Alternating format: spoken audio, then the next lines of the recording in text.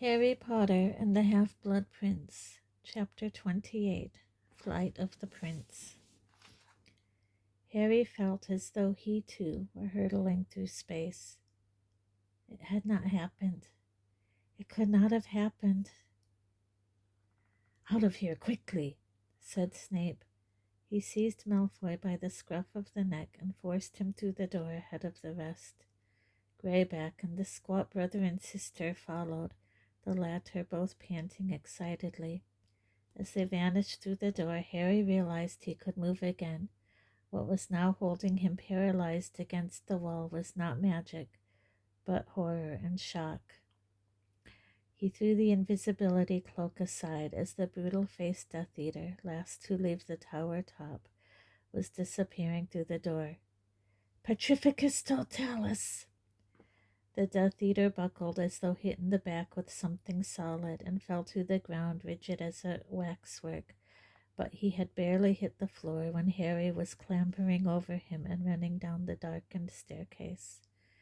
Terror tore at Harry's heart. He had to get to Dumbledore, and he had to catch Snape. Somehow the two things were linked. He could reverse what had happened if he had them both together. Dumbledore could not have died. He leaped the last 10 steps of the spiral staircase and stopped where he landed, his wand raised. The dimly lit corridor was full of dust.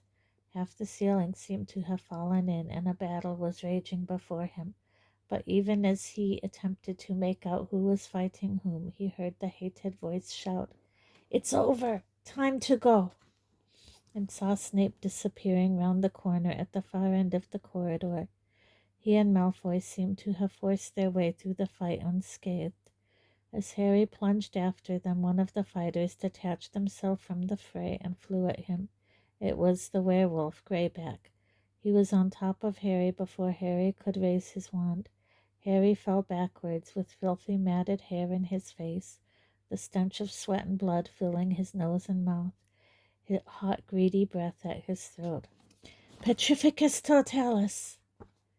Harry felt Greyback collapse against him. With a stupendous effort, he pushed the werewolf off and onto the floor. As a jet of green light came flying towards him, he ducked and ran headfirst into the fight. His feet met something squashy and slippery on the floor, and he stumbled. There were two bodies lying there, lying face down in a pool of blood, but there was no time to investigate. Harry now saw red hair flying like flames in front of him. Ginny was locked in combat with the lumpy Death Eater, Amicus, who was throwing hex after hex at her while she dodged them. Amicus was giggling, enjoying the sport. "Crucio, Crucio, you can't dance forever, pretty." "Impedimenta!" yelled Harry. His jinx hit Amicus in the chest. He gave a pig-like squeal of pain, was lifted off his feet and slammed into the opposite wall, slid down it and fell out of sight behind Ron, Professor McGonagall, and Luna, each of whom was battling a separate Death Eater. Behind them, Harry saw Tonks fighting an enormous blonde wizard who was sending curses flying in all directions, so that they ricocheted off the walls around them, cracking stone, shattering the nearest window. "Harry, where did you come from?" Ginny cried, but there was no time to answer her.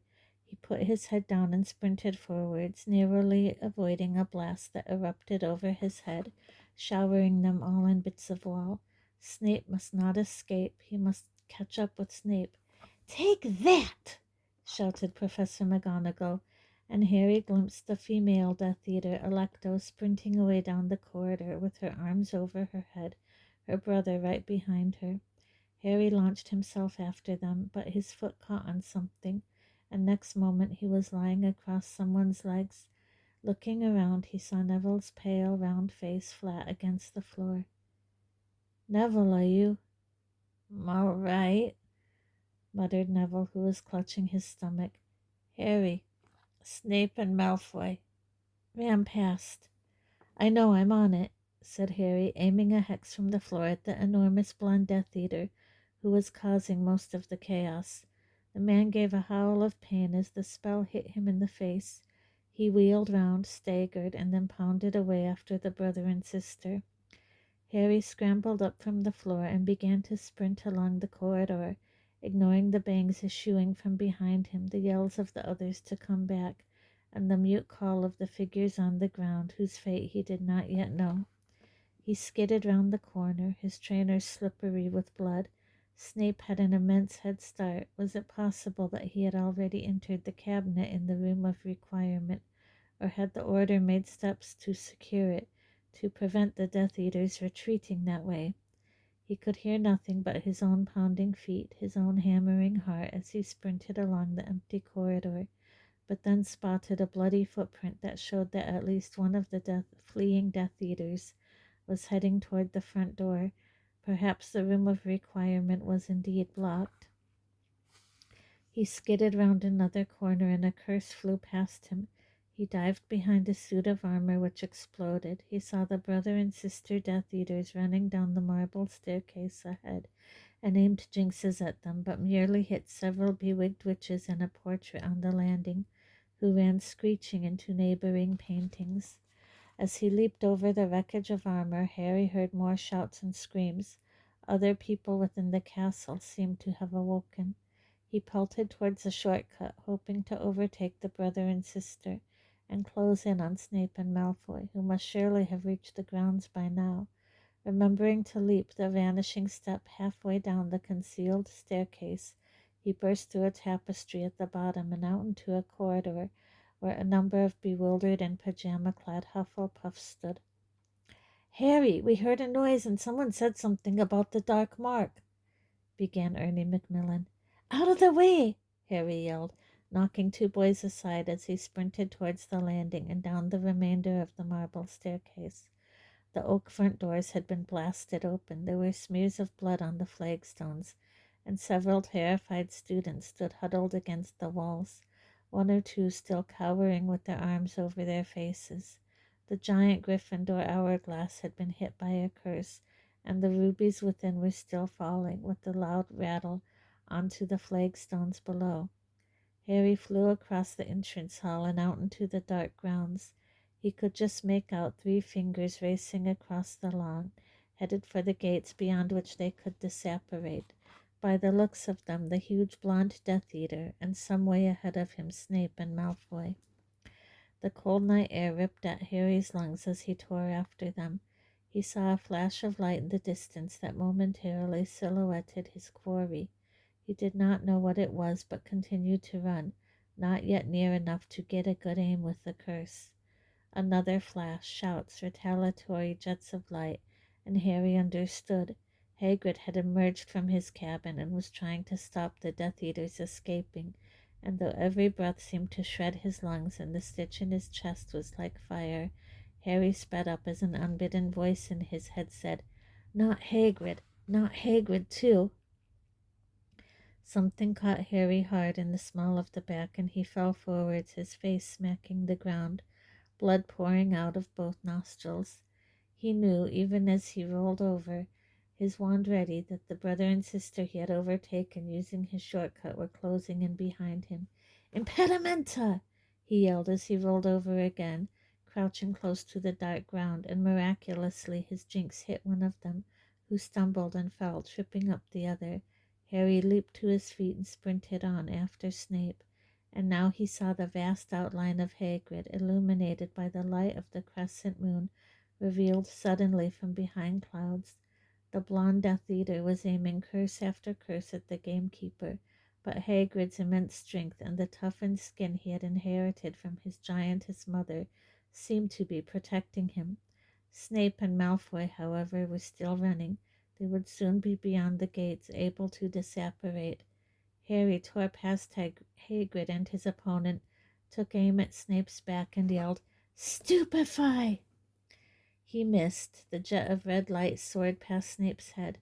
Snape shouted, "Run, Draco!" and turned.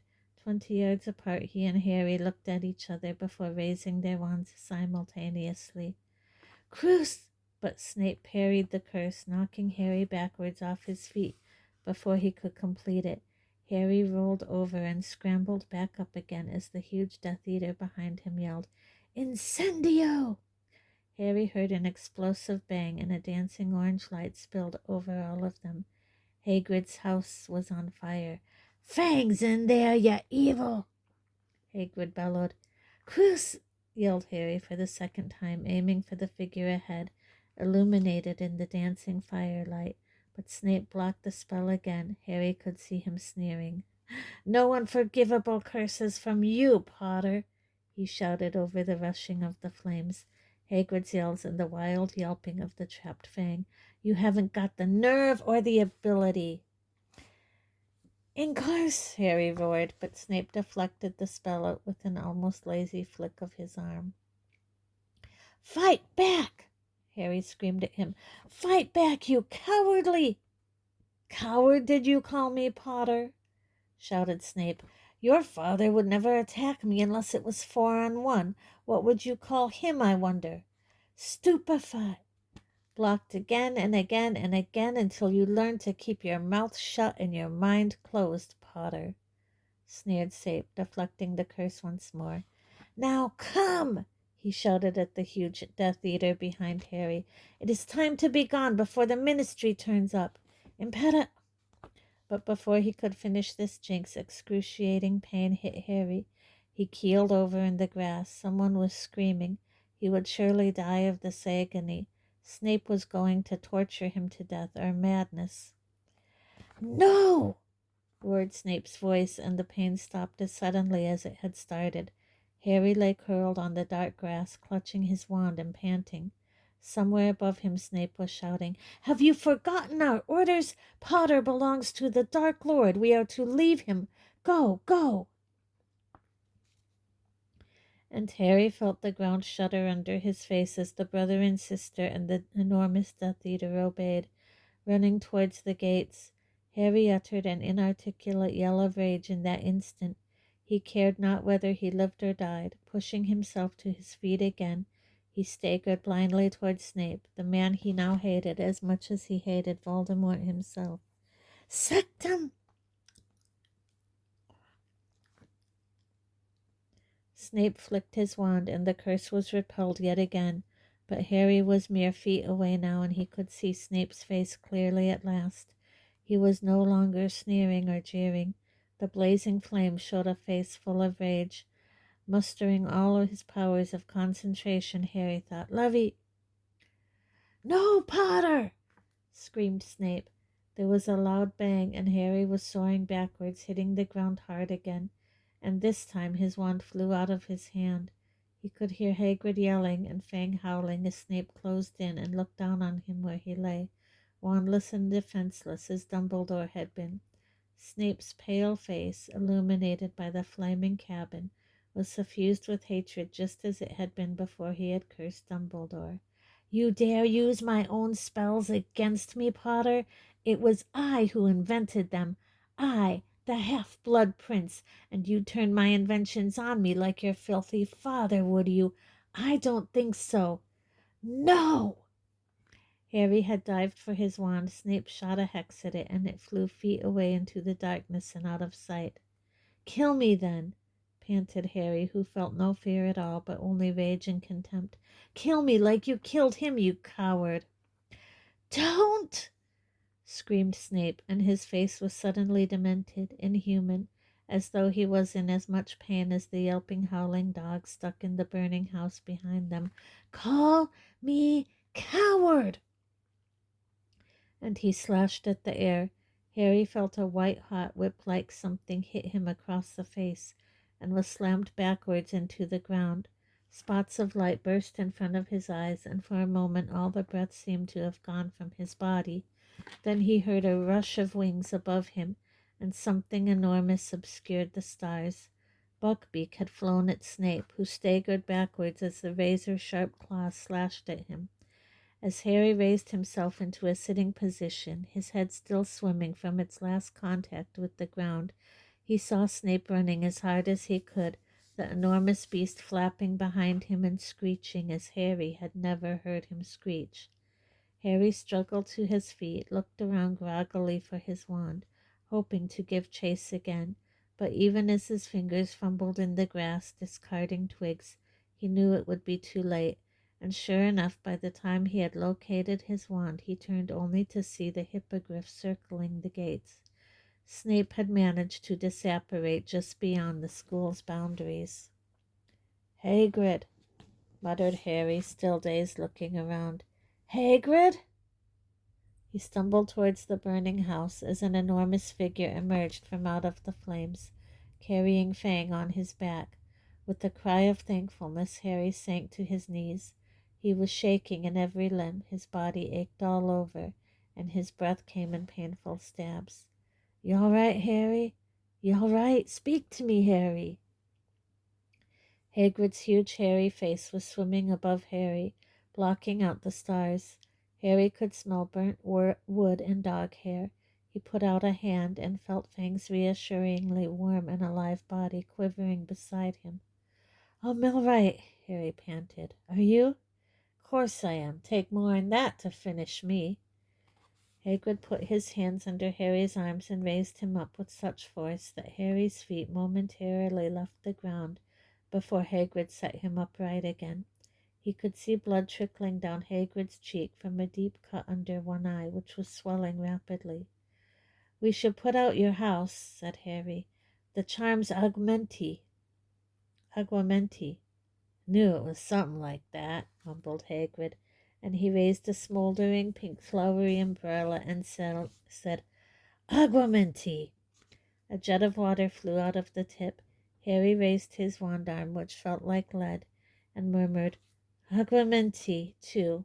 Together he and Hagrid poured water on the house until the last flame was extinguished. "It's not so bad," said Hagrid hopefully a few minutes later, looking at the smoking wreck.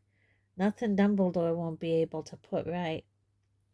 Harry felt a searing pain in his stomach at the sound of the name. In the silence and the stillness, horror rose inside him. "Hagrid." "I was binding up a couple of boat-truckle legs when I heard 'em comin'," said Hagrid sadly, still staring at his wrecked cabin. "They'll have been burnt to twigs, poor little things." "Hagrid." "But what happened, Harry? I just saw them Death Eaters running down from the castle. But what the ruddy hell was Snape doing with them? Where's he gone? Was he chasing 'em?" Harry cleared his throat. It was dry from panic and the smoke. "Hagrid, he killed—" "Killed?" said Hagrid loudly, staring down at Harry. "Snape killed? What are you on about, Harry?" "Dumbledore," said Harry. "Snape killed Dumbledore." Hagrid simply looked at him, the little of his face that could be seen completely blank, uncomprehending. "Dumbledore what, Harry?" "He's dead. Snape killed him." "Don't say that," said Hagrid roughly. "Snape killed Dumbledore. Don't be stupid, Harry. What's made you say that?" "I saw it happen." "You couldn't have." "I saw it, Hagrid." Hagrid shook his head. His expression was disbelieving but sympathetic, and Harry knew that Hagrid thought he had sustained a blow to the head, that he was confused, perhaps by the after effects of a jinx. "What must have happened was Dumbledore must have told Snape to go with them Death Eaters," Hagrid said confidently. "I suppose he's got to keep his cover. Look, let's get you back up to the school. Come on, Harry." Harry did not attempt to argue or explain. He was still shaking uncontrollably. Hagrid would find out soon enough, too soon. As they directed their steps back towards the castle, Harry saw that many of its windows were lit now. He could imagine clearly the scenes inside as people moved from room to room, telling each other that Death Eaters had got in, that the mark was shining over Hogwarts, that somebody must have been killed. The oak front door stood open ahead of them, light flooding out onto the drive and the lawn. Slowly, uncertainly, dressing-gowned people were creeping down the steps, looking around nervously for some sign of the Death Eaters who had fled into the night. Harry's eyes, however, were fixed upon the ground at the foot of the tallest tower. He imagined that he could see a black huddled mass lying in the grass there, though he was really too far away to see anything of the sort. Even as he stared wordlessly at the place where he thought Dumbledore's body must lie, however, he saw people beginning to move towards it. "What are they all looking at?"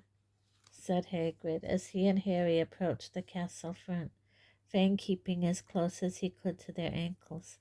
"What's there lying on the grass?"